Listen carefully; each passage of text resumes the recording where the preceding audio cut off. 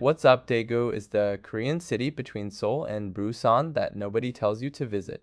And that's the reason to go. Daegu's best stuff is concentrated but not obvious. Show up at the wrong hour or skip the wrong neighborhood and you'll leave thinking it's just another city. I mapped the whole 3-day route into a template links in the description if you want it. Late October is the window. Palgongsan slopes go red and gold.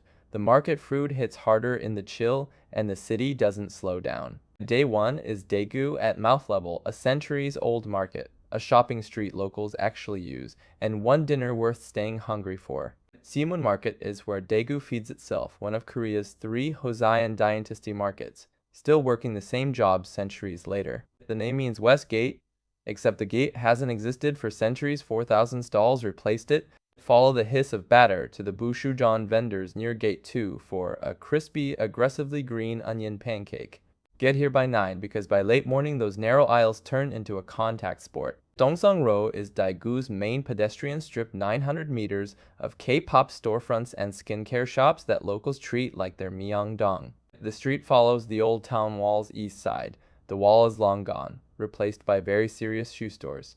Roasting chestnuts, teenagers with iced Americanos in the cold, K-pop from every storefront. This is Daegu on a Saturday afternoon. Duck into the side alleys for better coffee because the main strip on a weekend is less a walk than a shuffle. Daegu invented its own braised short ribs, spicier, sweeter, sizzling in nickel-silver bowls, and built an entire restaurant street around them. Over a dozen restaurants on one block, all selling the same thing, competing on execution like it's a blood sport. The smoky, sweet smell of braising beef finds you half a block away. Say yes to the cheese version. Get here before 6 because the line at the best spots swells fast once the local dinner rush kicks in. Day 2 trades the city for the mountain cable car over autumn canopy, a temple older than most European cathedrals, and a lakeside landing. Palgongsan is the mountain that defines Daegu's northern skyline.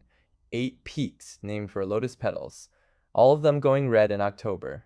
The cable car doesn't climb so much as glide over a valley of color. You're floating above red and gold for several minutes.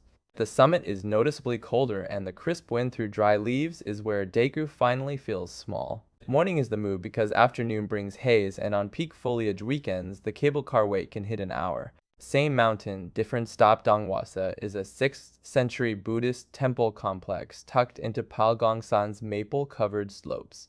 Stone pagodas, painted halls, incense past orange maples, but walk past all of that to the cultural center in the back. That's where the Tongil Yaksa Buddha waits. 17 meters carved from a single stone, facing the mountainside, which somehow makes it feel bigger. Late afternoon is the sweet spot, because the tour buses clear out and the light turns everything golden through the canopy. Back in the city, Suseongmot is a lake with a 2-kilometer path and a fountain show Daegu's decompression zone best around sunset.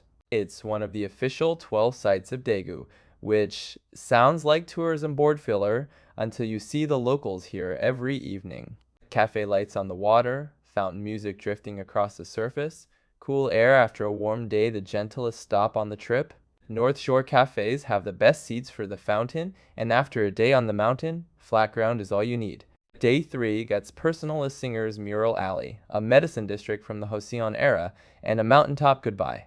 Kim Kwang-seok was Korea's most beloved folk singer, a Daegu native who died at 31, and his neighborhood turned his childhood alley into a mural memorial. The name means redrawing street because locals keep adding new murals. It's living, not frozen, and that's what makes it land. Morning light on painted walls, cafes playing his songs, lyrics you can feel even if you can't read them.